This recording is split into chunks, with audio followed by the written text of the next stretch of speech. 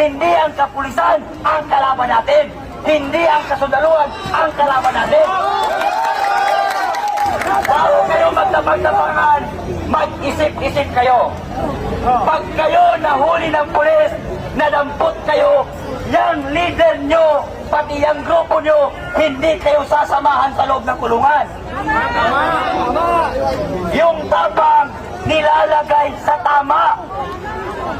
Oo. Kung dinadaan nyo yan sa lahat, magkuha na kayo ng 100 truck na bato.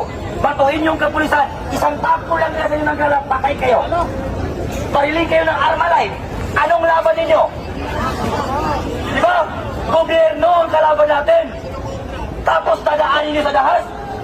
Sa tingin nyo kapag binato siya ng bato, pag gumanti ang kapulisan, kung seryoso ang kapulisan, saktan kayo. Isang galaw lang, patay kayong lahat. Pag pitik siya ng goma, Armalite, pupus kayo lahat. Kaya yung tapang nyo, ilagay nyo at ilugar ninyo. Huwag kayong sumali sa rally namin kung nanggugulo kayo.